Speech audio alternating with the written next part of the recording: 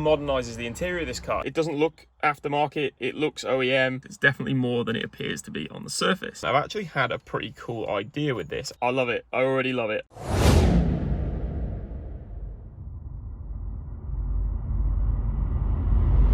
What's going on, guys? Now today we've got something quite rare for this channel. We've actually got another interior mod. So far, all I've done to the inside of this car is to retrim the pillars and the headliner in black fabric, change out the sun visors for Mark 7 ones, and paint some of the interior plastics black as well. I think the black interior retrim really modernizes the interior of this car, and today I've got a little addition that will go even further towards making the inside of this car look that little bit more up to date. Although it's been quite slow progress on the interior so far, I think the channel overall is really growing well, and that's certainly not gone unnoticed. In fact, the reason I get to make today's video is because a company has seen the work that I'm doing here on YouTube and is really enjoying it, and they've reached out to me and sent me one of their products to install on my car. Now, the product I've been sent is made by UNA Performance. They even put their sticker on the packaging, which I thought was a really nice touch, and included a couple of additional stickers for me to use wherever I want. We'll find a nice place for those later. They sell all sorts of parts, from intakes and gauges to strut braces and even turbo kits. They also custom make some of their own parts, and that is one of the things they've sent me. This is a digital clock, and it replaces the really outdated coin holder on the center console. Yes, okay, this isn't a strut brace or a turbo kit, but the fact that a company has seen what I'm doing and reached out to me and said, hey, we want to send you a product for you to install in your car and make a little install video for us, like, that is just mad to me. I can't believe that we've got to this point, and who knows where this could lead in the future. So I'm super excited that UNA Performance have sent this out to me. And I mean, look at the craftsmanship as well. Yes, okay, so it's a digital clock in the middle, but they've actually custom made the surround. I don't know if you can see on the camera, but this is actually 3D printed, and they've even got their name embossed in the top of it. Like, how cool is that? I just think that really goes to show the workmanship and, you know, how passionate they are about making some of these custom parts. So I can't wait to get this installed in my car. Now, I know what some of you are thinking already, but Mike, there's already a clock on the standard radio. Well, maybe you don't have the standard radio anymore, maybe you have an aftermarket one, and I know for certain that some of the aftermarket radios, not all of them, but some of them, the clock on them can be really small and really hard to see, especially with everything else that's going on if you've got a big doubled-in screen. So if you have got one of those and you just want to be able to see the time really quickly, you could look up here and then you've got your little clock there displaying the time for you straight away. You haven't got to faff around to getting distracted trying to search for it. So that's just one little benefit of having this. And it looks a lot more modern than this stupid old coin holder, because let's face it, who's using coins anymore now after COVID? Another cool feature is they actually make these in a range of different colors. I know they do 3 standard colors on the website, but I'm pretty sure they could probably hook you up with another color as well. Don't quote me on that, but by all means get in touch with them if you think you'd like a different color for that. Now, after this turned up, I thought, actually, maybe this is more than just a clock, because I noticed, although we've got a positive and a negative wire, we've also got these 4 additional wires on these 2 extra plugs with these funny little things on the end. I wasn't quite sure what they were going to be for, so I got in touch with UNA Performance and I said, what are these extra wires for? And it turns out they're actually temperature sensors. So we get 2 of those. There's one longer wire and one shorter wire. So we can actually run one of these to the engine bay to get an outside temperature and leave one of them in the cabin somewhere to get an interior temperature. And I'm sure if you really wanted to get creative, there's plenty of other places you could put them to monitor, I don't know, whatever kind of temperature you want. So I definitely think this is a pretty cool product. It's definitely more than it appears to be on the surface. Okay, so enough chit chat. Let's get this thing installed. The first thing I need to do is remove the factory radio. So I've got the 4 little keys that I need to remove this. So we'll slot those in.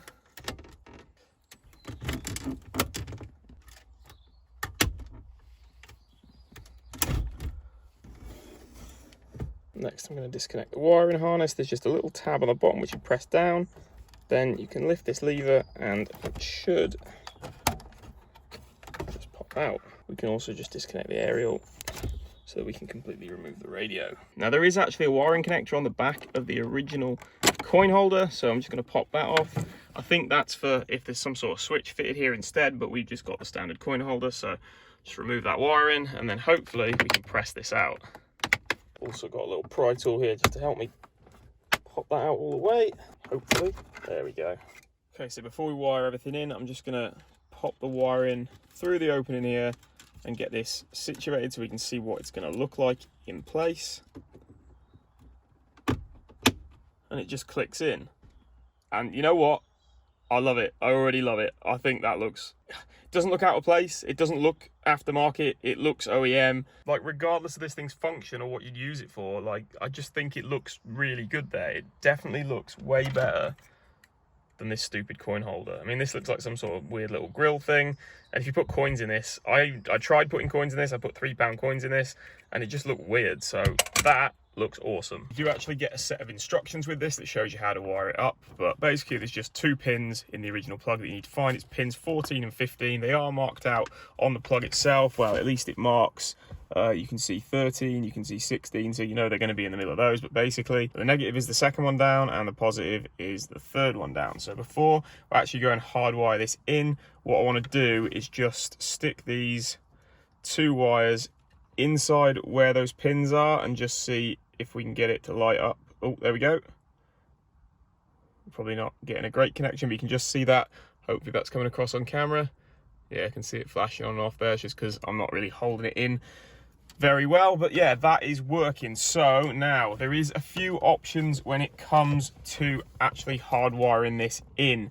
Now, the one that I really want to go for, which I've had a little go at and I don't think I'm going to be able to do, what I was planning to do was actually remove the pins from the plug. I mean, this is something I pretty much do all day, every day, wiring wise, but I haven't got, like, most of the time, depending on the crimp that's on it, it'll come with a special tool to actually remove it. But because this is a Ford one, and I mean, this car's what, 14, 15 years old now, I doubt I'm going to be able to get hold of one. I certainly haven't got time to do that in time for this video. But yeah, ideally that's what I wanted to do, and then open up the crimp a little bit, just slip the wires inside the original crimp, pop the pin back in, and then away we go. But I don't think I'm going to be able to do that because I've had a go at just digging some of these pins out and I'm actually damaging the plastic, so I'm not going to go with that option. I really didn't want to be cutting into these wires and splicing into them, but I think that's what I'm going to have to do.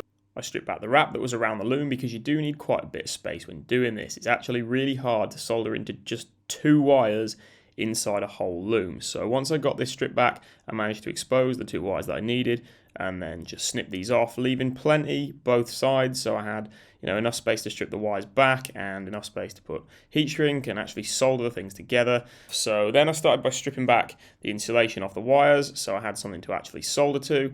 And then it was a case of trying to twist them together. But this is where I found my first problem. Because I'd stripped these wires back, these 2 wires out of the whole loom were a lot shorter than all the other wires. So I actually had a really hard time trying to line everything up because obviously the loom just wanted to pull to the length of all the other wires, and I just couldn't get these close enough to actually make a good connection and then solder them in while adding the additional wires as well.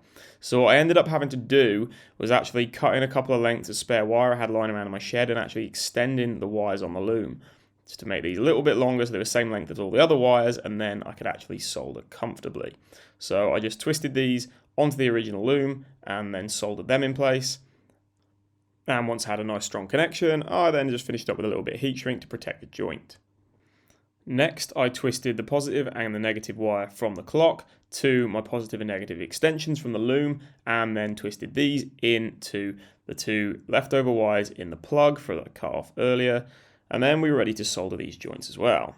And after a little bit more heat shrink just to protect the joints, we were pretty much all done with the wiring. It's not the prettiest job in the world, but it'll definitely do for this install. I used as much of the original wrapping as I could and then had to finish off with a little bit of electrical tape, but afterwards it didn't look too bad.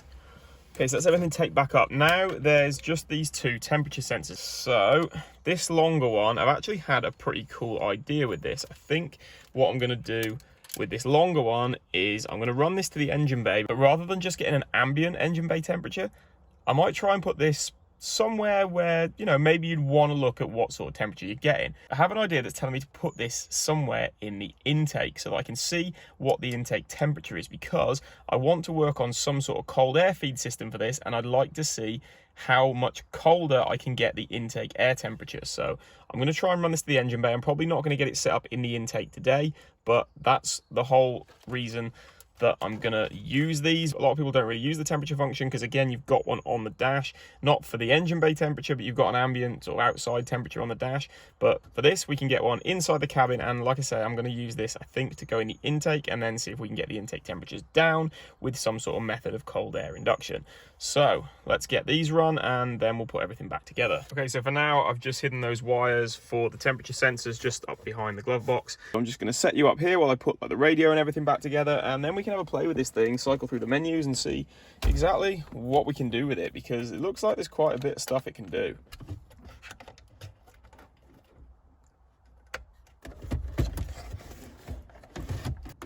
And there we go, done. Okay, so it is in and it's looking really good. Now, I know you can see I've gone for red. All the other lights at the minute on this car are still green, so maybe that gives you a little hint at what my plans are for the future with this. But for now, let's see if we can set the time first of all. Now, unfortunately, apart from setting the time, I didn't get a lot more done because I was pushed for time myself because I had somewhere to be that evening. But nevertheless, I think there is a lot more functionality in this thing than first meets the eye. So it'd be interesting to get hold of a proper set of instructions from UNA Performance on what else this clock can actually do. Because I think, like I said, there is a lot more to it than just a simple clock and temperature sensor. I literally have no idea what any of these functions are, but still, I think that's pretty cool. Like I say, I'll try and figure out how to do the temperature thing. I'll ask UNA Performance if they know how I get that to start reading temperatures, because I would really like to use that feature, like I said before. But yeah, that's pretty much the install for this done, guys. Okay, so there we go. That is our new dash clock install complete. And although it might not be the most exciting mod in the world, I definitely think it makes the dashboard look a lot more modern, and I really like it. And the fact that a company reached out to me and just sent me something out and asked me to install it, you know, to me, that means more than whatever it actually is, because that just shows that what I'm doing is obviously getting attention. And I'd really like to thank UNA Performance for sending that out to me. Thank you guys, that is awesome. I love it. And for everyone who's watching this video, even if you're not interested in one of them, they do a lot of other cool stuff on their website, so make sure you go and check those out. I'll leave links to their website, to this product, and to all their socials in the description. So guys, do me a favor, go and blow up their Instagram. Like I say, link will be in the description, and let's go all out. They're helping me out, so let's see if we can get them to 500 followers. If you guys can do that for me, I will be so grateful. And like I said, if you want to get anything like that dash clock or any other bits for your car, go and check them out. But for this video, it's time to end. So thank you very much for watching, and I'll see you next time.